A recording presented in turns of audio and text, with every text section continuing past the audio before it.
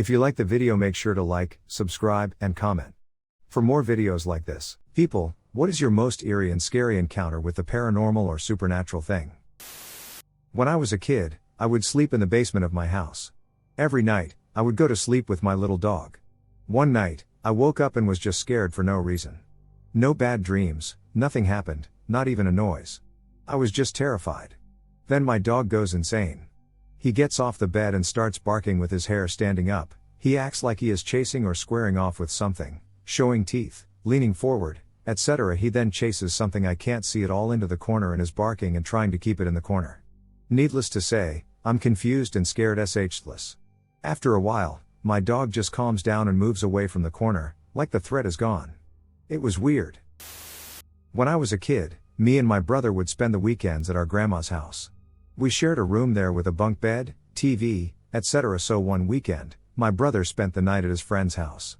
I'm excited I get the top bunk and full control of the TV, no older brother to pull rank. So I'm chilling on the top bunk watching some Red Dwarf when the door opens a crack, as if someone was sticking their head in to check on me, only nobody was there. The moment my mind registers something is not right, the door slams shut. I'm thoroughly freaked out, so I run to my grandma's room. There's a weird wind in the hallway I dismissed as being from fans, but thinking back, I'm not so sure, hoping it was her. She's sleeping. I couldn't even wake her up. Nobody else was in the house. Years later, I brought this up to my mom, who was not surprised. Apparently, a lot of unexplainable things happened in that house when she grew up there. I worked at a haunted nursing home/Alzheimer's unit a while back. We were essentially the last place people moved before they kicked it. 2 houses are next to each other in the country. No neighbors, no cell phone service, and I worked overnights. Shit got a little crazy a few times. Some stories I won't share because I still don't get what happened, but a lot of tame stuff too. After one lady passed away, we heard the dresser drawers opening and slamming for a few hours. One coworker always brought her 5-year-old daughter, allowed and encouraged for some reason, and one night we were working in the same house. Her daughter kept drawing the same weird-looking stick figure, and when I asked her what she was drawing, she said she was drawing the man in the hallway. Back in 2018, right before I graduated middle school, I started waking up with these really weird scratches on my legs. They weren't super deep, but they were still deep enough to leave a scab. Some scratches were longer than others. Some even overlapped and formed letters like A, T, D, and R. When I finally started to realize it was on my leg, I deeply inspected my bed sheets to see if there was anything sharp that could have been scratching me while I was sleeping. I did this every single night and even checked my nails all the time to see if there were any sharp edges, but there weren't. I told my parents about it, and they thought it was super weird too. My dad eventually brought up the idea that there could have been something demonic or paranormal in this stuffed panda bear that I had sitting on a bench right next to my bed. Backtrack, a few years before this, I had a cousin sleeping over one night, and she was sleeping on the side of the bed that was right next to the bench where the panda bear was. Out of nowhere, in the middle of the night, she starts screaming and crying, and my parents run into the room and turn the lights on. I don't know how, but the bear was on top of her. At the time, we thought that was super weird, but we never really thought about it again. So back to my situation in 2018, my dad insisted that the bear had a bad spirit in it, and we had to throw it out right away. I was kind of annoyed because I really didn't want to throw my bear out, but I wasn't going to fight him about it. Ever since my dad threw the panda bear out, I immediately stopped waking up with scratches on my legs every morning. Thinking back on it, it's actually super creepy, but then again, I'm not sure what exactly caused it. But I never bought a panda bear again. One night at 3 a.m., there were flashing lights outside my bedroom window, which is on the 2nd floor, and a strong smell of incense. I was creeped out, so I woke my mom up, who is the most skeptical person ever, and asked her to keep watch while I closed the windows. At first, she was grumbling about being woken up, but she remained silent when she came into my room. I closed the windows, then we both went to bed. The next day, I felt pretty foolish about letting my imagination get the better of me, so when I saw my mom, I said, "Hey Mom, I'm sorry about last night." She replied, "It's okay, I saw it too."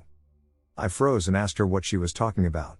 When she realized I hadn't seen anything, she refused to tell me what she saw and just kept changing the subject. It's been 8 years, and she still won't tell me. Awesome. When I was 21, there was a huge obsession with a rumored ghost on a motorcycle that chased your speeding car on a long stretch of road, Lemon Tree Passage, NSW, Australia. Me and my friends tried speeding along the road multiple times with no ghost experience. One day we drove there as a joke and pulled over on the side of the road to see if other people would be speeding along, trying to catch a glimpse.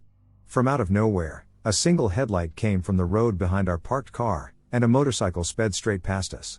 All of us stopped breathing. I remember my eyes watering so fast and one of the girls in the back of the car screaming from being so scared. The motorbike rider was not an apparition. It was a full, solid, real-looking person on a bike. Except the bottom half of the motorbike tires didn't exist. It was like he was floating, but you could see him clearly and hear the exhaust. Not just that, but he disappeared into thin air right in front of us. We were not on drugs or alcohol, and half the people in the car did not even believe in paranormal stuff. We cried all the way home and never spoke about it again, and to this day, thinking about it makes my heart race and my eyes water. I will forever question if what all of us saw was real. We all saw the same thing. We all saw him disappear. My dad owns a place in Northern Ontario, Canada. He's a big-time hunter, and he likes to take me and my brother with him to his property to hunt. Sometimes he has a small cabin he built himself. There is a small window next to the roof, about 8 or 9 feet off the ground. I remember one night I was sitting on a tree stand, watching for deer. It was fall, so the temperature wasn't too cold. As I was waiting in the stand for my dad to give me the signal to pack up and head back to the cabin, the air around me got really cold in a matter of seconds, and there was no breeze, it was just cold. As I was walking back, I kept getting the feeling that something was right behind me, almost breathing on my neck.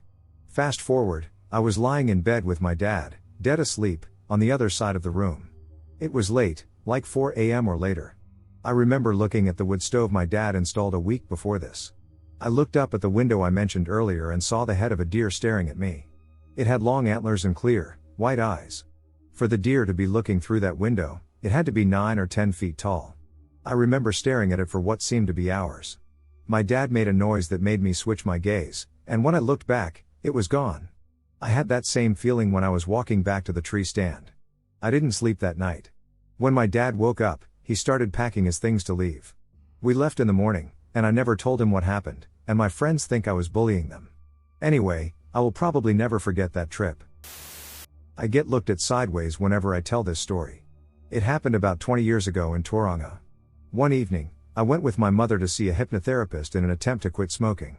He was based out of a house in Oripi, which is a rural area just on the outskirts of Tauranga. Upon leaving, we backed out of the car and proceeded to head back down the road towards town, probably about a 10-minute drive. A little way down the road, we heard a thump in the back seat, so I turned around, thinking something had fallen off. I was met with the dark figure of a man sitting in the back seat. At the same time, my mother asked who's that in the back. She saw it in the rear view mirror. Then continued down the hall. Every night, too, my mom would come and tuck me into bed. This was a clockwork routine you do for your kids. Bedtime story, kiss, tuck in good night, etc. One night, my mom didn't, and I remember calling her over and over again. Finally, after calling her, she walks down the hall and into my room. I remember her coming in. She didn't read to me, but she apologized and tucked the sheets in around me. She kissed me goodnight and told me she loved me. When she left the room, she didn't go down the hallway towards the rest of the house. She went towards the bathroom and didn't come back out. I remember sitting there, watching the hallway, and getting a sick feeling in my stomach. I waited a while, then I called for her, but I didn't get a response. I remember getting up and going to the hallway to see if she was still there. She wasn't. I was so freaked out that I ran down the other direction of the hallway to the rest of the house. All the lights were off, and I remember running to her room. She was asleep in her bed. I went to sleep with her that night. And in the morning, I asked her if she came in and tucked me in. She told me she didn't, and that she was so tired she went to bed also. I'm not a superstitious man at all, but this is the one story that I cannot explain. I was spending Christmas with a friend's family at their holiday home, which was in the middle of nowhere in the bush. There were about 10 of us, along with 2 of the uncles who would be turning up the next day. Anyway, the place that we were staying in was old, I'm talking at least 150 years old, and was likely used by some of the first white settlers to Australia. In one of the rooms was this old, closet-type thing. Think of the wardrobe from Beauty and the Beast, and that was the room that the youngest was going to be staying in because it had a single bed. The youngest kid was about 5 years old and was the son of one of the uncles that would be turning up the next day. So anyway, I was walking around the house when I heard the kid talking to someone in the room. I thought that someone was there, so I walked in and said, "Hey, "Who are you talking to?" And the kid replied, "I'm talking to Charlie, he lives in the closet, he is my friend, and we are going to play more later." Naturally, I thought it was just him playing around and making an imaginary friend, so the next day, when we were having lunch and the uncles turned up, I told him to tell his father about his friend. When the kid said, "Oh, that's just Charlie, we are going to play a later one," the father grabbed his arm and said in a kind of panicked tone, "Where is Charlie and what does he look like?" The kid responded, "He lives in, and he has the closet in my room as this long coat on." Both of the uncles jumped up, ran into the room, dragged the closet outside, and set it on fire. We all then left really quickly. I asked them both what had just happened, and they said, "We used to play with Charlie as well when we were boys, and he always tried to get us to come play with him in the bush away from the house." So whatever it was that happened, it was enough to scare the shit out of two grown men when one of their sons mentioned an imaginary friend with the same name who lived in the closet. When I was around 8 or 9, when I was living on a tambourine mountain, I remember distinctly a strange encounter I had with a woman who visited the house and spoke to my parents. I don't remember much other than that she said, "This house is a drop-off point, spirits and beings congregate here." At the time, I had no clue what this meant, but the fact that my old man, a stereotypical, hard-ass Aussie bloke, blanched snow white and just nodded like a fool stuck with me. Fast forward a few years later. At 14 years old, I woke up in a cold sweat bolt upright with a desperate feeling of running, getting out, and getting to mom and dad right now. I wasn't a brave kid, and even though I felt this way, I wanted to know why more than anything. I needed an explanation. My bedroom was at the front of the house, with a large window viewing the front yard. This space sort of sloped toward the house, so the far back corner was level with my window, which was my bed pushed against. I remember peering out a sliver in the curtain to check. Mind you, it was probably a full moon with how bright it was, and as I panned across the yard, I looked at the back corner, and something very ducking strange caught my eye. I saw what I thought was a shadow, but what was confusing to me was that there wasn't anything around to cast something of that shape. Like a blob on the ground, I watched as this blob got up and stretched to full height, which was way too ducking tall to be natural, maybe 6 to 8 feet tall, and I know my curiosity got the better of me seeing this. I parted the ducking curtain in ducking shock to make sure I was seeing what I was seeing. This gave me away, and I watched as this humanoid shadow cast its head in my direction. I assume we locked eyes for a few seconds, but it definitely felt like minutes. Then, without any shifting or obvious movements, I ducking sprinted at an inhuman pace toward my window. Maybe about 20 meters away, I was stunned, but my instinct to scream was overwhelming, and I did. I have never screamed like that since or before, but as it neared my window, my legs moved, and I launched out of bed onto the floor straight onto my ass, screaming and scrambling for purchase when I heard the most chilling noise, like a screech but so high-pitched it hurt my ears, and then the loudest bang, like someone collided with the facing under my window.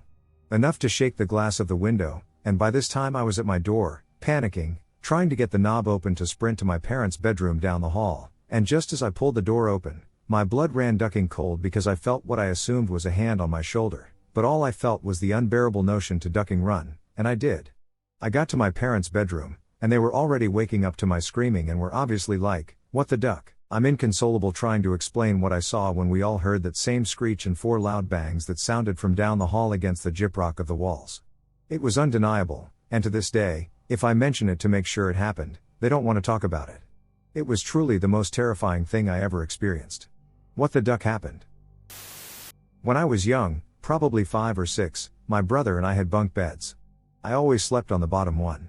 One night, I woke up to something picking at my comforter, like a cat does before it lays down. Problem 1, there was no cat standing by my legs. Problem 2, we did not have a cat anyway. I opened my eyes and looked down, and there was a humanoid figure bent over me, plucking at my blanket with its hand, as if it found the blanket interesting.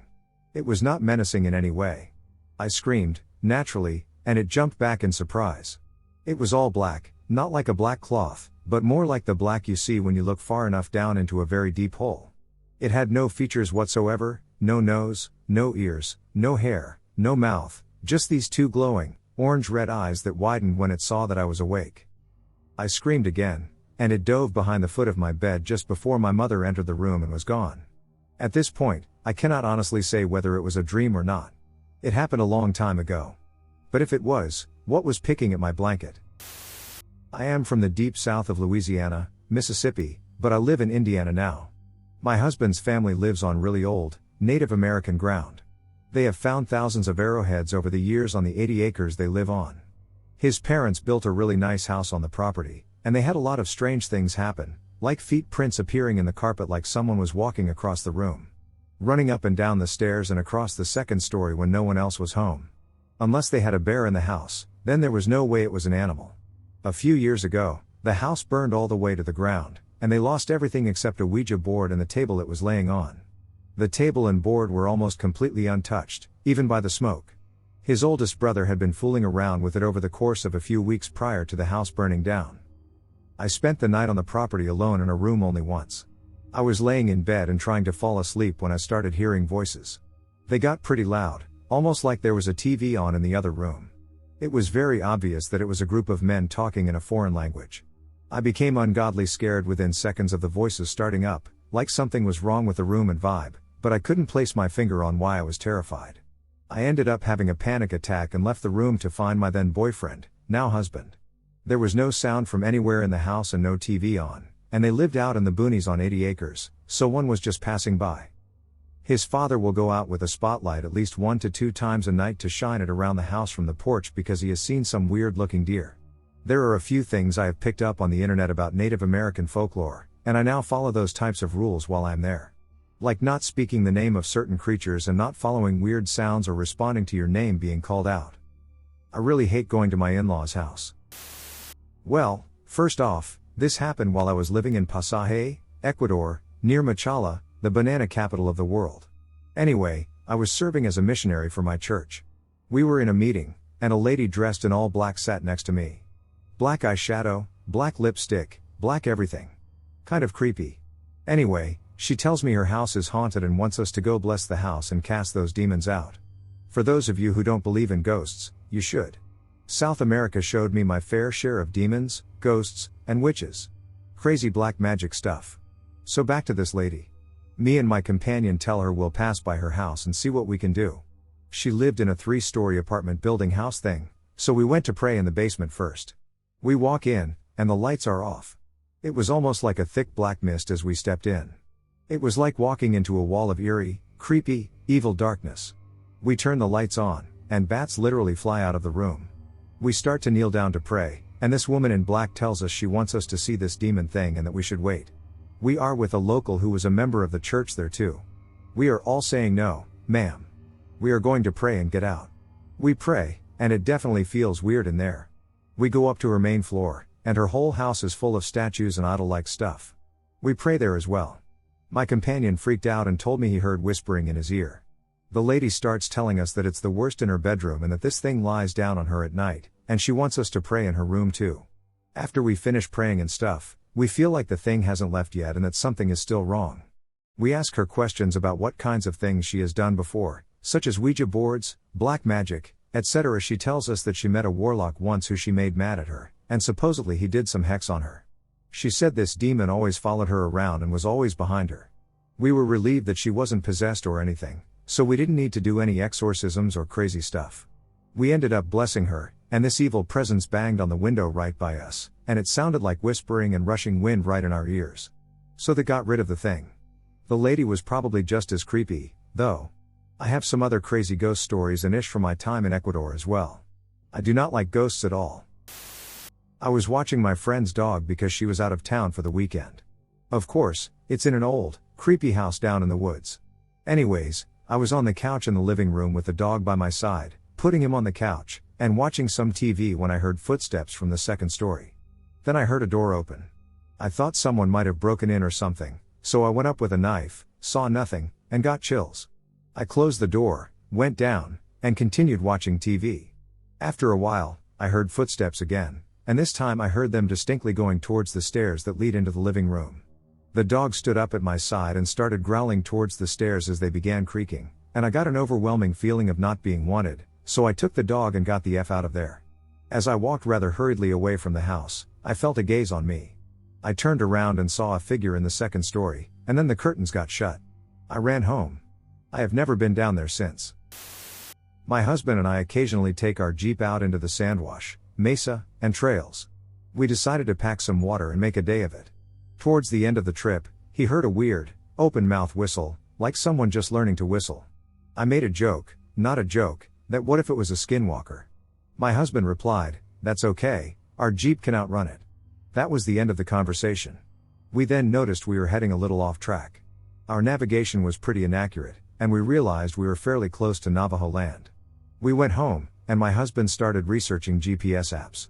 A little while later, he found one and said we should go out for a small rip to test it out. Boy, was that a mistake? It was around 8:15 p.m., the sun was just setting, and we had been out for about half an hour by this point. We were on a trail heading back home when my husband braked abruptly and asked, what was that? I asked what he was talking about, and he said, out there by that dip. Something ran across the trail, and then back again. I laughed and asked if he was screwing with me, but he continued, I swear I'm not. It was on 2 legs, but it was so ducking fast. Unbelievably fast. I hadn't seen a thing, and we proceeded as normal. I rolled up my window, thinking it may be an animal, and we got closer. We were going about 25 miles per hour, so we didn't hit anything if something jumped out. He said, right there, this is where I saw it. It was another trail that crossed ours, and as we crossed it, we saw 2 young girls with dark hair, one a bit taller than the other, standing there, watching us to the right. We chuckled as we passed, and my husband said, see, I wasn't ducking with you. We both fell silent for a split second. It didn't really sit well with us. There are 2 young girls, and for all intents and purposes, it was dark. The sun had just set. Why were they out there alone? My husband looked through the driver's side mirror after we passed and yelled, oh my God, they're gaining on us. They're ducking gaining on us. I couldn't understand what I had just heard or why he would have said that. I looked through the passenger side mirror, and I saw nothing. I looked at him with a WTF look on my face, and when I saw how serious he was and how he just kept repeating, they're gaining on us. I twisted my body to look through the back window, and I distinctly saw the 2 black figures, one a bit taller than the other, less than 50 feet away and closing. Now, when we passed the cross trail, they were about 30 feet back. So for them to get from there to literally right behind us in a matter of seconds isn't possible. My husband accelerated. 30. 35. Still gaining. 40. 45. Still gaining. At this point, my husband just stomped on it, and our Jeep was kicking up such an insane amount of sand that we lost a visual. We were afraid to go home. Afraid that they would follow us. We drove around for about an hour in almost complete silence. We were trying to process what we had just seen. Why were 2 young girls out there alone? How did they get behind us so quickly? How were they gaining on us? And most importantly, what the hell just happened? We drove home, still shaken, and started getting ready for bed. Now, our bedtime ritual for falling asleep is putting something on the TV and just dozing off. To the right of our bed, we have a sliding glass patio door. It's what I face when I fall asleep. I remember dozing off. Then I heard a sound, and my eyes shot open. I was seeing 2 shadows crossing the door. I didn't mention anything at that time because I was honestly unsure if one. My mind was playing with me. I was sleeping. Not to mention the fact that if I had been asleep, I'd feel silly. So I only brought it up with my husband when I called him on my lunch break. He knew exactly what I was talking about with the shadows, because he had seen them too. This happened almost 3 weeks ago. Since then, we've woken up once to our front door unlocked, one specific kitchen cupboard opened almost every other morning, sounds, footsteps, etc. My 2 best friends and I went to the midnight premiere of Signs. That alone is why the 3 of us rarely tell people about this incident. So as we are driving down a road we traveled a million times in order to get to one of our homes, my friend's headlights light up what we suspected was a dog on the side of the road. My friend slowed down because he feared the dog might run out into the road. This gave us time to better make out the features. The creature was on all 4s, had no tail or even fur, and was a solid charcoal color. But then, when we were maybe 20 yards away, it turned its head and looked at us. It only had a pair of eyes and no mouth. When we reached about 10 yards away, it stood up, and we walked into some bushes. I actually cried. I was so terrified by what we'd seen. What made it feel the most real, though, was that none of us said a single thing until we reached my friend's house. We were all so uncertain about what we'd seen that we couldn't bring it up until my friend turned off his car and looked at me. We knew then that all 3 of us had seen the same thing. I never knew what it could be, but we're all damn near 40 and still don't really talk about it. I got 2. On Halloween night, driving along a river in town was super foggy. Something ran across the road in front of us. I could only see the bottom half, and it looked like human legs running backwards like an ostrich. Really weird. Friends, we say it was some urban legend called the Donkey Lady. The other one was when I was hanging out with my friend late at night, like at 2 a.m. we were just playing video games and talking shit. One of the things we talked about was La Chuza, which is another urban legend of a demonic owl which that swoops down and takes you away to be eaten after you whistle 3 times in the dark. Anyway, I had to go outside later to get something from my car, and my friend decided to prank me. He waited until I was at my car, about 30 feet from the front door, and from the front door he whistled, knowing it would freak me out. He whistled a second time. Then a third. At the exact moment he ended that third whistle, an utterly terrifying, loud screech, imagine a car burning out really loud, happened right above me. I, scared, looked at my friend, hoping that he made that noise, but his face was like he saw a ghost. I ran as fast as I possibly could back inside, and he was freaking out as much as me. We ended up doing some research, and it most likely was a barn owl that heard a whistle and thought it was a mouse or a rodent. But what freaked me out was that our experience was exactly in line with what the urban legend is, aside from being killed lol, and also that we were joking about that urban legend like 30 minutes prior. I have too. In the house I'm in now, everyone in my family claimed to have seen or sensed something, but I just shrugged it off to overactive imaginations. I don't necessarily disbelieve, but I didn't think there was actually anything in our house. I was in my bedroom at the time, and I opened my eyes in the middle of the night. I had woken up suddenly. However, to my horror, I saw a man on my bed. He was kneeling on all fours facing me, grinning mischievously like he knew he was freaking me the duck out. I had never seen his face before, but he appeared to be blonde, but he was white and transparent at the same time, if that makes sense. I shut my eyes tight and didn't dare open them again until the morning. I'm just glad I didn't have to pee. The second thing didn't really creep me out, but it was definitely paranormal. I was horseback riding and going down the dirt road to the barn from the trails. The stable is in a historic area next to a battlefield from the American Civil War. It was early evening, dusk, and I stopped because I saw a small group of Civil War reenactors with their horses ahead crossing the road. Only on the side they were riding was a wooden fence, and instead of jumping the fence, they were walking through the fence. That's when I realized they weren't reenactors. They didn't seem to notice, see, or hear me or my horse. I found out from some of the other boarders that other people often heard or saw things in the area as well, and there were spots on certain trails that horses would refuse to go near. We were looking at houses to buy, and there was one house that we were really interested in. The first time we went, my husband and I both got a really uneasy feeling in one of the upstairs bedrooms, but we didn't mention it until later.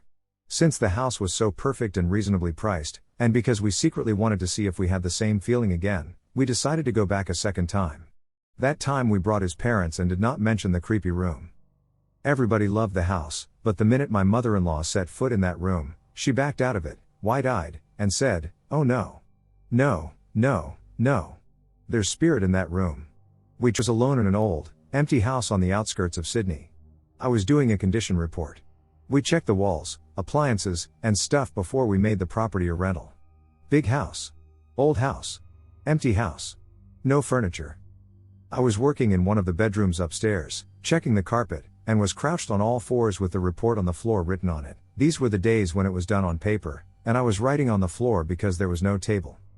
My mind was on my work when I suddenly felt this massive weight just fall on top of me. Like someone had jumped on me. No sound. No warning. Just this incredible weight slammed on my back. I fell hard into the carpet, but quickly scrambled up and ran out of the room. When I glanced back into the empty room, I saw a sort of shadow or shimmer. It was only there for half a second, and then it vanished. I noped out of that house so fast. I left the keys there and everything. I told my boss that I wouldn't go back there. We did lease the property, and about 2 weeks into that tenancy, the tenants asked to move out. They said it was haunted and weird things were happening. They'd wake up in the morning and find a dining room chair from downstairs sitting next to their bed, which was upstairs. No idea how it got there, and weird sensations like someone was touching them when they were alone in the house. I'm currently in my 3rd year of university and have a part-time job. But in my first year of university, I picked up babysitting as a way to pay for my books since I didn't get financial aid at the time, being that I lived with my parents. Anyway, my parents got in touch with a single mom, and she was going on a date on a Friday night. It was my 10th time babysitting at someone else's house. Usually my parents' friends would bring their kids over to my parents' house and I'd babysit there, and it started out as about as normal as it could have been. The mom gave me the normal spiel, emergency numbers, alarm code, bedtime, rules, etc., and left, telling me she'd be back around 1 a.m. It was now 7 p.m., normal stuff, and then left. Now the girl's bedtime, we'll call her Sarah, was 8:30 p.m. She's pretty chill and has a pretty good taste in movies for an 11-year-old. She picked out Pan's Labyrinth to watch before bed, which is one of my favorites. She made herself dinner and made me a mean quesadilla. This 11-year-old was pretty lit for an 11-year-old. Anyway, I let her stay up past her bedtime because she paused the movie to make us dinner, and she really wanted to finish it. So she gets to bed around 9:45, 10-ish. Now here's where things get really freaking freaky. I put on The Lion King and start doing homework, and I start to hear multiple voices from upstairs, where her bedroom is, around 11. So I'm freaked out because we're supposed to be the only people in the house.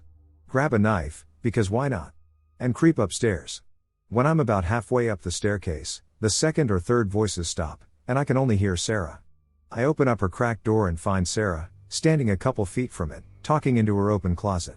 I turn on the bedroom light and check the closet, not finding anyone there. I proceed to check under the bed, behind the door, and, well, everywhere. And there's nothing. No one else is in the house. So I ask her who she's talking to, and she says, Tommy. I ask her who Tommy is. And she tells me that Tommy is her friend. I ask her if she wants to stay up later and watch more movies, because at this point, I'm freaked the hell out and I need to make sure she's okay while also making sure I'm good. She agrees and falls asleep pretty much right away when she lays down on the couch. I go to the kitchen to call her mom, and she tells me that Tommy is her imaginary friend. And that apparently Sarah hasn't been even mentioning him lately, and that if things get worse, call her again and she'll come home. It gets worse. I go back to the couch after a, not even, 5-minute phone call with her mom. And Sarah's not on the couch anymore. Instead, you can hear her counting. So I follow her voice to the hallway closet, open it, and right when I do, she tells me to close the door because she's playing hide and seek with Tommy and Tommy's friends and has to count. I'm done at this point. So I grab Sarah, take her out of the house, call her mom, and wait for her outside. Needless to say, I had a hard time wanting to go back to other people's houses to babysit and ended up taking a break from babysitting. The $7 an hour wasn't worth it. This happened about 5 years ago when I was part of a ghost hunting group. We would take paying customers to haunted buildings and spend a few hours with them trying to see anything paranormal. Anyway, we always used to hang around in the haunted building after the customers had gone home and conduct our own ghost hunt. On this particular occasion, we were at a place called Fort Widley, which is in the city of Portsmouth in the UK. Fort Widley is an old military fort, and underneath it are a whole bunch of tunnels that go off in all different directions. Like I said, on this particular night we decided to stay and conduct our own ghost hunt after the paying customers had gone home. There were approximately 7 of us. We went down to the tunnels, as there have always been a lot of sightings, strange noises, and paranormal activity down there. We walked along the dark tunnel and eventually came out in a big room that looked like a sort of meeting room. There was a big brick table in the middle of the room. Anyway, we decided to sit down there and try to communicate. It wasn't long before we all had some sort of experience. I could see a very tall, powerful-looking shadow man standing behind her, moving closer and closer to her. In fact, there were several of them around the room, but it felt like this particular man was in charge, if that makes sense. But the scariest thing for me was seeing a small girl, first of all, sort of pacing around the room, then clearly asking for help, and eventually just tugging on the arm of my hoodie. I really got the feeling she just wanted me to help, but obviously I couldn't. I felt horrible for not being able to help that girl because she was clearly upset and scared. It really upset me, so I never went back there again, but I do find myself thinking about it from time to time, and it still freaks me out a little bit thinking about what she must have been going through. When I was around 15, my family moved into a little cottage in a small village in the Highlands of Scotland, just a few miles from Loch Ness. I was excited to live there, as it had a patch of woodland in the back garden, and my bedroom was a cool attic room. It didn't take long for the weird stuff to start happening. One morning I was in bed, just waking up, and I heard footsteps come across the floor. In a millisecond, I have 2 thoughts. Weird that I didn't hear the door, which was quite heavy and was on the floor, so you had to push it fully up and hook it to open, and that it was Mom coming to wake me up. I turn over to say good morning, and no one is there. I started to hate going to the workshop or shed in the garden, as I would get a feeling like someone was watching me, and I never fully explored the wooded area. I don't really know why, it just felt creepy and unappealing. Things seemed to ramp up when my parents started leaving me alone in the house while they were on holiday. I would hear sounds of someone coming onto the porch, but no one was there. A lot of really big spiders kept appearing, which was gross and unsettling, but I just told myself that it was just the time, the year, or whatever. I was scared to be there alone, so I started getting friends to stay over. One night, we were watching TV and heard footsteps in my attic bedroom above. We look at each other, and I say, "Bloody hope, that was the cat." The cat chose this moment to emerge from behind the sofa I was sitting on, all puffed up like she was scared. Nobody volunteered to go upstairs and check. My mom didn't tell me until years later that the previous owner, an old man, had died in the house. I don't know the details of his death except that he was found on the kitchen floor. I don't really believe in ghosts, but there was a damn creepy vibe in that place, and maybe my disturbed teenage energy, I had severe depression, self-harm, etc., was somehow stimulating it. I'm a 40-year-old married father of 3 great kids. I've not had any encounters with the paranormal in the past and am, until now, a skeptic. We've recently moved to the UK and bought a pretty house in an area we love. On one of the first nights in the new place, I awoke to see a tall man standing at my wife's side of the bed, staring down at us. It was so real that I honestly thought someone had broken into the place, but oddly, I just stared back in total confusion, unable or unwilling to say anything for what felt like a couple of minutes, though probably much less, before he disappeared. I've since heard footsteps upstairs when no one else is home and seen figures walking into rooms, as if just turning the corner into the room when I see them. The last time it happened, I followed it into the room talking to it, annoyed thinking it was my wife and she was ignoring my question, only to find the room empty and my wife downstairs. Outside of the time of these occurrences happening, I haven't really thought much about it, easily dismissing it as nothing, and I haven't talked about it with anyone in any sort of detail. However, earlier this morning, my son came running into my room, saying he saw a tall monster with long fingernails and toenails and a long tongue that was trying to taste him. He has never said anything like this before and is never afraid to be on his own. I've also never mentioned any details or even anything about what I saw to him, or anyone else, for that matter. To top it off, as I'm writing this, I literally just had a knock at my bedroom door, and the door swung open with no one outside it or even on the second floor of the house. Does anyone know anything about anything like this? This happened last night, and I'm still pretty freaked out. We're up at my father-in-law's for Christmas. He lives in South Jersey, in a petty, remote area just north of Bern State Forest. It's quiet and always a little eerie, but I felt especially weird with the overcast weather and unseasonable warmth of the last few days. We did Christmas dinner at my brother-in-law's and got back pretty late. Because of the radiator heat and the outside temperature, we slept with the window open. I woke up in the middle of the night to use the bathroom, and as I was drifting back to sleep, I heard a low wail, building in volume for a few seconds before stopping abruptly. I figured it was just an odd-sounding bird and tried to go back to sleep. It happened twice more over the course of maybe 5 minutes. I was basically able to put it out of my head and start drifting back to sleep when I heard a loud, shrill blast like a too-high elephant's trumpet. At that point, I shot up, my heart racing. I knew I had to close the window and took a beat to build up to it. When I dragged myself out of bed, I peeked through the shutters before I reached to shut the pane. Whatever it was had tripped a motion sensor light at the back of the property and was half illuminated, standing maybe 100 feet from the back door right at the tree line. It was cloaked with its head partially shrouded, the bottom of its face looked flat and round like the back of a dinner plate, with another smaller, half-uncovered black circle at its center. I immediately slammed the window shut, and it didn't move, it just stood there with its face tilted towards the window. I shut the blinds, crept into bed, and basically hid until the sun came up. I didn't hear any more sounds. I dared another look out the window after dawn, and the figure was gone, and I managed to drift back to sleep for a few hours. Has anyone seen anything like this or know what it might be? Frantically searching, but nothing really comes up. There was a period in my life where I saw a bunch of supernatural occurrences at this creepy-ass house I lived in as a kid. As far as I know, there wasn't anything haunting about the house. We met the owner/builder. He built the house a few years prior, so, as far as we knew, there wasn't any history to it. During our time there, we lost a lot of pets to weird circumstances. The cat I had since I was a child was found dead and splayed out in a planter. We presume she fell out of the tree that was in the planter. We had 2 dogs that eventually had puppies. Of course, there were stillborn pups. We gave away most of the animals but kept the father and 2 of his sons. The runt was found flattened on the street, and the other son died from overeating. Later, we got a new dog to be the other dog's companion. Our neighbors at the time abused their pet goats. Eventually, they lied and said that our new dog killed a few of their goats. Their proof was the completely tanned hide of a goat. They blackmailed my parents by saying we either had to pay for new goats or put our dog to sleep. My parents decided to put our dog to sleep instead. Our last dog ran away, and we never saw him again. years before we had an old dog since before I was born. On the day before I left to go visit some family out of state, he nearly bit my mom, which had never happened before. We later found out he had maggots growing in his body from sustained wounds from this plant that naturally grew in our backyard. He was put to sleep before I got back. The supernatural parts were various figures I used to see. Our backyard was pretty large, almost an acre. On the land, there was a guest house my dad used as his personal study. One night, I was forced to take some compost into the backyard. I saw a figure standing and seemingly watching me from a few feet away.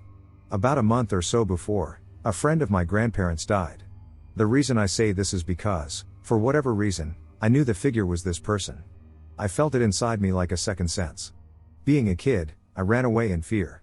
I never saw the figure again. Some years later, I was alone in the house. In the living room, I could hear the house settling. It creaked and cracked. The house itself was made to be unnaturally long. There were 5 bedrooms, but instead of 2 stories, they were stretched out over the property. The living room had an immediate view of the long hallway that acted like a spine for the house. I felt a presence just creeping in the darkened hallway. It felt like it rested in the shadows, just slightly away from my view. Another night, I was all alone. I went to the kitchen to get a snack and then back to my room in the hallway. I stopped once I was at the start of the hallway, feeling something at the opposite end. I ignored it and continued forward. As I was just a few feet away from my room, I saw a hulking figure rushing towards me. My instincts kicked in as I rushed into my room within seconds and shut the door. I stared at my door for a few minutes, waiting for what would happen next, but nothing happened. As soon as my heart rate went down, I didn't feel the presence anymore. It was completely quiet for the rest of the night. Our house sits on 82 acres of Michigan forest, and our driveway is about 750 feet from the road. About 150 feet down the driveway towards the road and a little bit to the left, there was a house there in the 70s. One weekend, the parents were gone, the kids had a lot of people over for a party, they were all believed to have been high or on some other type of drug, and the house ended up burning down completely, killing one person. 40 years later, you can still go back to where it's at and see burnt pieces of wood, broken glass, and foundation blocks. It had a crawl space, which is still partly there, but a lot of dirt has fallen into it just from natural erosion. One summer night in 2019, I decided to go out there. At the time, I believed that spirits could speak to you through subtle noises, but you could not physically see them. But in that moment, that immediately changed. I walked to where the crawl space of the house was, looked down inside, and there was a figure standing there looking up at me. Its posture looked deformed and mummified. I instantly dropped my phone and ran back to my house faster than I have ever run in my life. I've been through some SHT, so I am not easily scared, but that was probably the most terrifying moment of my life. My phone sat out there for the rest of the night, and in the morning I went back out there to get it. Even then, I was still a little bit scared, so I grabbed one of our rifles before heading out there just in case it was an actual person squatting on our land, but sure enough, there wasn't a trace of anyone or anything being there. No disturbance of any kind, no footprints, nothing. Now, 3 years later, I still go nowhere near that area at night. I have a 6-month-old puppy who is incredibly smart and understanding. She often needs to go to the bathroom at around 2 to 4 a.m., and I swear every time we go out there, she looks right to where the house was and just stands there as if she sees something. Down in southern Indiana, about 5 miles south of Salem, Indiana, there is a place called Katie's Lane, where a young woman, well over 75 years old now, was allegedly involved in witchcraft. Well, anyway, as the story goes, she was killed for her involvement, but her spirit still exists in that area. Way before I ever heard of the witchcraft incident, I was a kid. I had an aunt and uncle that lived for about a year at a house about a half-mile down the road from a church as renters in the 1980s. There are a couple of cemeteries in the area, along with a church. Somewhere in the late 1970s or early 1980s, there was an incident in which a young man and her friends were on or near a large rock that, beyond any known obvious way, had shifted, and she was crushed. When I was at my aunt and uncle's rental home, I could sense something very amiss, just something highly creepy. For years I would be in that area and get the same hairs on my neck, fearful abiding feeling of just being nerved out any time I was there. About 15 years ago, I was out on the road called South Blue River Church Road in that very area, and again, my hair would totally raise up, and until I left the area of that church, this feeling would continue. I haven't been down that road in probably 10 plus years, so I don't know what reaction I would get now. Maybe I should try this again. I do know a high school friend of mine who, after my experience 15 years ago, Got similar vibes going to the cemetery where Katie was buried, and this was far enough after the 1990s that I knew he wasn't full of crap because it described my experience perfectly. I used to live in an old house in Orange County, California. It was a 2-story home that was built in the 1960s.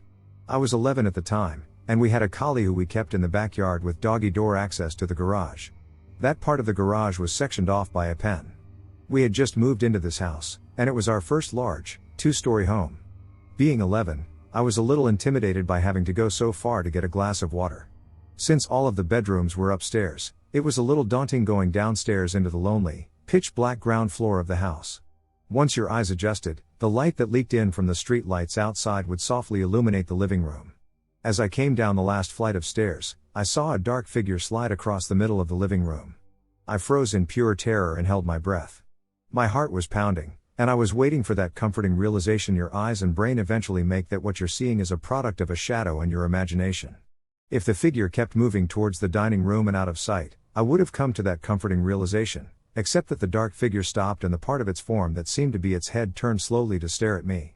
There was this long pause, and all I could hear were my shallow breaths that were starting to increase in speed. The rest of the figure's body turned in the same direction it was looking and slowly started moving towards me, leaving the ground. I was still frozen in complete terror until the sound of snarling snapped me out of it. I looked at the bottom of the stairs, and there was our collie. I had just as hard a time believing he was there as I did registering the dark figure. Our collie placed himself between me and the dark figure, who was at least 10 feet away from me, and growled deeply at the figure. The little bit of light that illuminated my dog was bright enough to show his hackles had been raised and that he was in a threat stance, head low, ears back, tail straight, and pointing towards the ground. The figure stopped and looked at my dog. It then backed away and disappeared into a shadow that was being cast on the opposite wall. My collie didn't break from his position for a few minutes. The thing must have gone for good because my collie eventually came over to me and started licking my hand and then my face, as collies are often accustomed. I remember regaining enough motor control to throw my arms around my dog and start shaking. I don't know how long I stayed there for, but my mom found me and was confused as to how the dog got into the house. I couldn't think of an answer myself. Our dog would have had to have leapt over the pen, which is definitely possible, but negotiating the garage door to the house was an entirely different matter. The only thing I could think of was that the door had not shut all the way, and our collie was able to simply push the door open. Either way, I was glad he was there that night. I lived in a house in Whiting, Indiana, in 2008 that I was convinced was haunted. My wife lived there for 2 years before I moved in with her, but she said she never encountered anything. The first time I walked into the house, I had this weird feeling. The house felt stuffy, as if there were 50 people crammed into one room. The kitchen and the living room were open like a studio apartment. The back of the couch faced the kitchen. One night, I fell asleep on the couch. I woke up out of a dead sleep, I am a very room, and it was on again. One day I came home from work and came into the house through the kitchen door. I locked the door. I went and sat down in the living room for a minute. I came back into the kitchen, and the door was wide open. I had a lot of nightmares living there. I had a dream that an old man was standing next to my bed staring at me, and when I opened my eyes, he bent over and started screaming at me. I jumped up and put my arm on my wife. We only lived there for a year before we found another place to move to. I was so glad to leave. My wife took pictures of the inside of the house for sentimental reasons, and several of the pictures had orbs in them. I have lived in 3 houses before that, 1 and 2 after, and I have never had these issues since. Some terror stories from relatives of mine in Albania. The first story is that of my cousin, Pal, who lives in Gakaj, Albania. He is 76.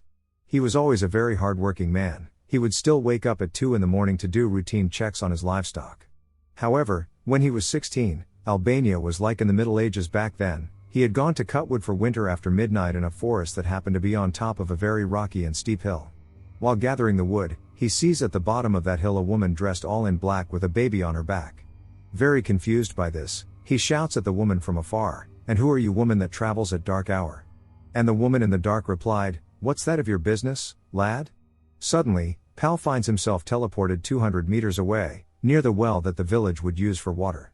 Terrified by this, Pal runs home and simply can't fall asleep. The next morning, Pal meets the village elder, and the elder says, "Pal lad, you were lucky you crossed the path of one witch, for if it were the whole horde, you would not have been here with us." The next story is that of my great-grandmother, Mara. When Mara was 13, she went onto this forest, called the Black Log, because it was so thick you could not see light passing while you were under it. The forest was always considered haunted, and nobody would go there alone, only parties of wood gatherers would. So Mara foolishly goes into the forest to collect wood for the cold winters that they experienced in the Albanian Alps. While being there, gathering for hours, she becomes thirsty and sees from afar a great rock with a crack that spills fresh water from it. She then gets closer, but then hears a man passing by. She hides in the bushes and sees a man dressed in a very old suit drinking water in that crack, but as she lays her eyes down on him, she sees that the man's feet are turned backwards. Terrified, she yells, "Blessed be glorious Christ Almighty." The north of Albania is extremely Catholic, the south is Muslim and Orthodox. The somewhat handsome man notices her and goes mad away like a crazy goat. When she was shown some internet pictures of men that had their legs like goats from mythology, she says the man was exactly alike. The next story is that of my friend, Arson. He is 21. Once, he went hunting for fun with his uncle Eerie in his homeland, called Merdite. They went hunting in this field that happened to be atop a mountain. The thing is that it was broad daylight and nothing scary there, but when they went into a small, half-standing abandoned cobblestone house, they saw some sheep standing in the shade, and when they got even closer, one of the sheep had flashing green eyes. This terrified Arson's uncle, and he tried to shoot the sheep.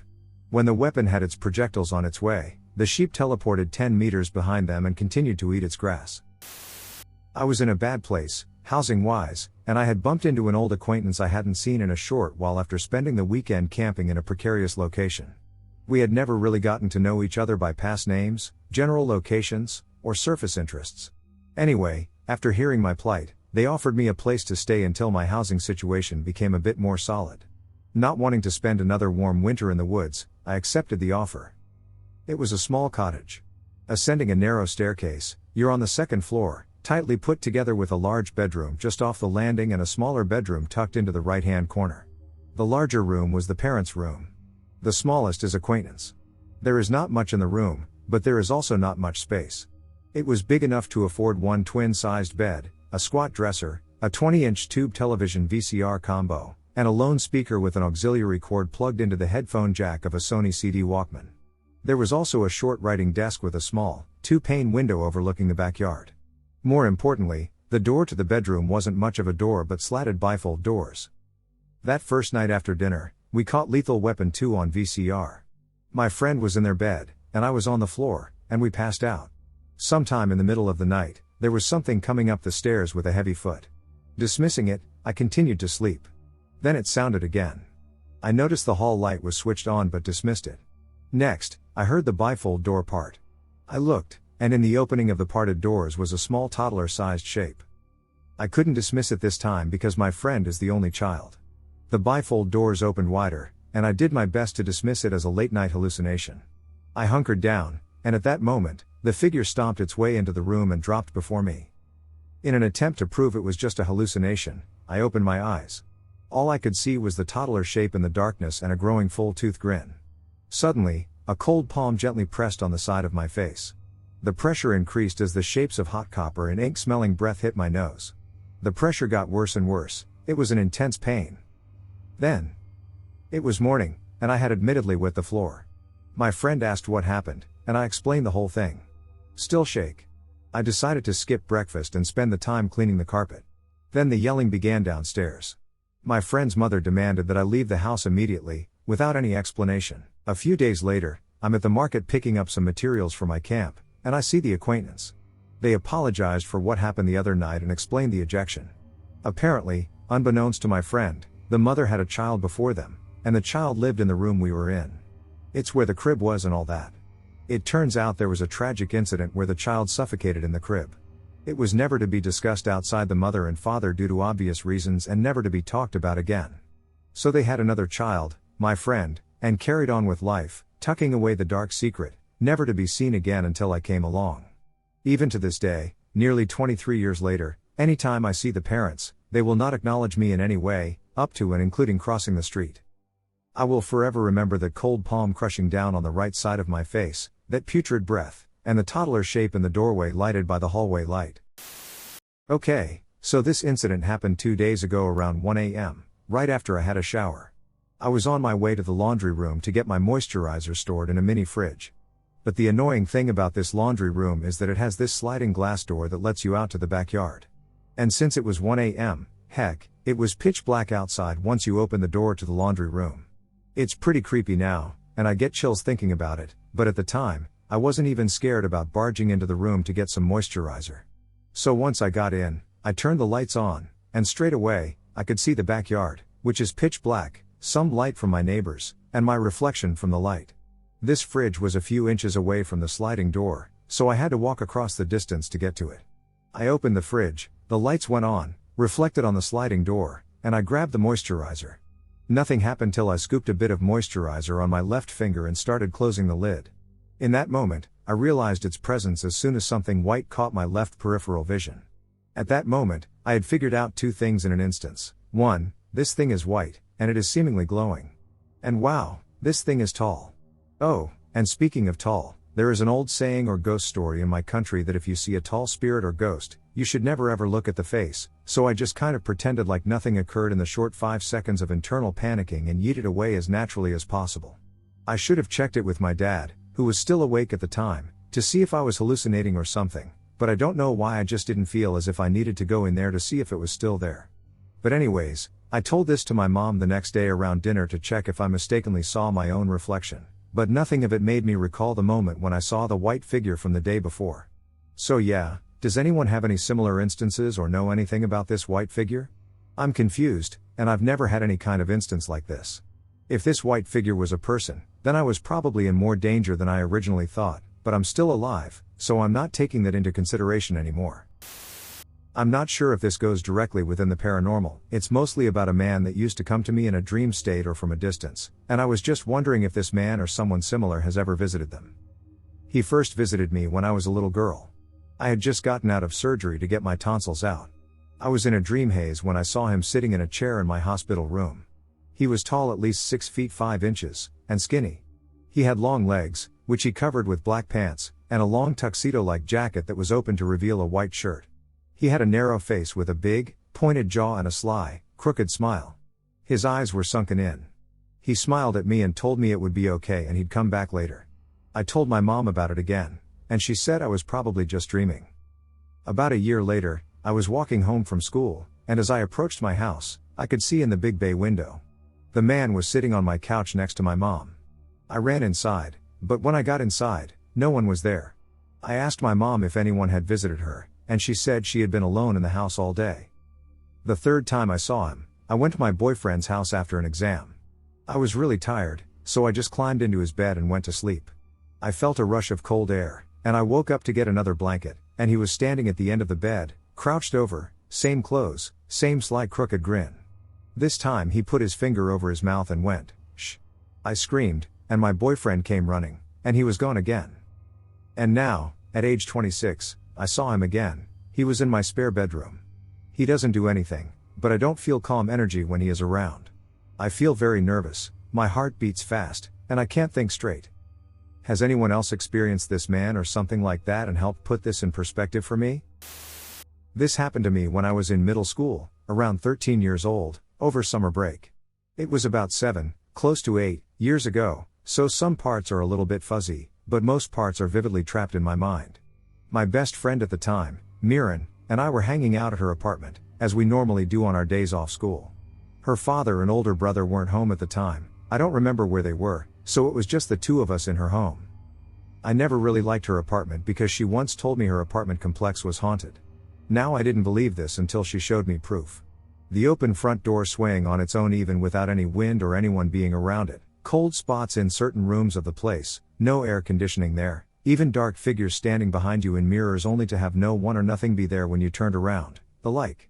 All of these things could have easily been explained to a mature adult, but to a young kid, I completely believed them after that. It didn't really stop me from spending the night at her place. I'd just stay up late, scared out of my wits. But I couldn't let her know that I was afraid, otherwise, she would have made fun of me. Childish and stupid, I know. But that was the way middle schoolers were. Back to the story. We were hanging out, just chatting about cute boys and what we should do that day, when there's a knock at her front door. We were on the couch by the door, and she got up to answer it. At the door was her friend, who also lived in the complex just across the way from her. I can't remember her friend's name, so I'll just call her Kay for the remainder of this story. Kay talked to Mirren in Spanish for a minute or two before motioning for us to follow her and leaving. I asked Mirren what that was all about since I don't know Spanish, and she told me that Kay wanted to collect ice from her sister's apartment and wanted her company, and she said I could tag along since I was there. I didn't really want to go, but I also didn't want to stay alone in her apartment either, so I went. We went over to Kay's apartment and saw she was grabbing a container for the ice. I remember asking Mirren why she wanted to go get ice from her sister's place, and she told me that their fridge wasn't the kind that made ice and that you had to manually make it with trays or buy some. Kay then came over and spoke with Mirren for a moment before properly introducing herself to me. I don't remember what Mirren said, but it doesn't really matter. We made our way over to her sister's apartment, which was only on the second floor of the complex. As we made our way over, Mirren explained to me the story behind the complex and the sister's apartment. I'm not sure why she decided to tell me at that moment of all times, but my guess is that she was trying to scare me, which she did often as she knew of my fear of the supernatural. According to her, the apartment complex is built on top of what used to be an asylum. She said that many people died there, and so the complex as a whole was haunted, not just her place. This made a lot of sense since I've always had the feeling of being watched or not alone when I'd be in the stairwell or the underground parking lot. Mirren told me that Kay's sister's apartment was where the nursery used to be. Apparently there were mothers who had babies while there, and they were put in the nursery if the family didn't want them or if there were none. I found this to be odd since I didn't know that nurseries were a thing in asylums, but as a 13-year-old kid, I didn't know much about that sort of stuff in general, so I just believed her. When we made it to the apartment, I immediately got a bad feeling. You know that sort of feeling that sends shivers down your spine and makes your stomach churn and knot? Yeah, that kind. I could feel a cold draft coming out from under the door, and I got goosebumps. I knew I did not want to step inside that apartment. Kay pulled out a key and opened the door. The apartment was empty as Kay's sister was at work. By this point, two of Mirren and Kay's friends had joined up with us, wanting to hang out with them. We'll call them Sarah and Anna. I sort of felt like a fifth wheel but kept quiet, as I didn't really want to start something. You know, girls. The four of them entered as I lagged behind. Like I said, I didn't want to go in, so I figured just standing outside would be good enough since I could see the kitchen from my spot outside. See, the way the apartment was set up was that the dining room was right there when you open the front door, and then to the right of it was the kitchen with the fridge facing towards the door. A little further in was the living room, which had a small hall that led down to the bedroom. This was above the kitchen. I hope that makes sense. Mirren gestured for me to come in after them, and I reluctantly did, since, as I stated earlier, I didn't want to admit being afraid and getting made fun of, especially since there were more girls with us now. Just stepping in sends shivers throughout my body. The room felt incredibly cold, which was strange since it was a hot summer day and we still had the door open. It was very dark inside, with only the light from the aforementioned open door pouring in. I didn't like it one bit.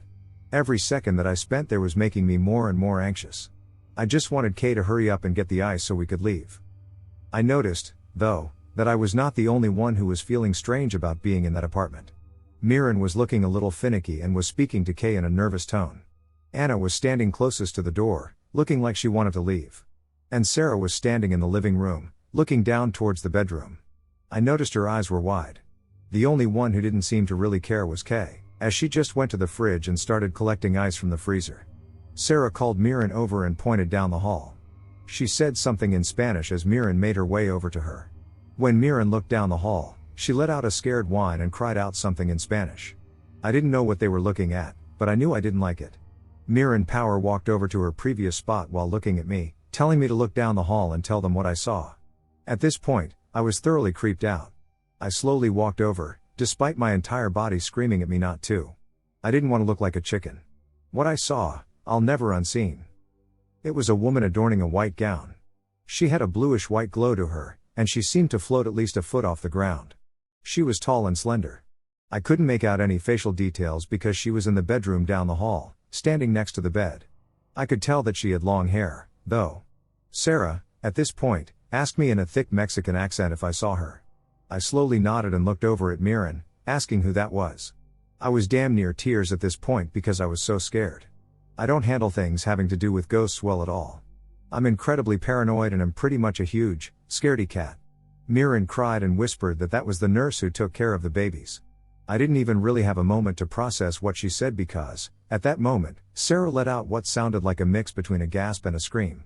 I quickly shot my head back and saw that the lady was gone. I ran over to Mirren and hid behind her, wanting to run out but still trying to be brave. Tears were threatening to spill. Anna was already out the door when she called out to Sarah that the woman was right behind her. Mirren, Sarah, and I quickly turned to look, and I almost jumped. The woman was about 5 feet behind Sarah, just staring at her. The woman's face was easier to see now. But her face was blank. I couldn't properly make anything out of it. To this day, every time I think about it, I always see a different face or expression.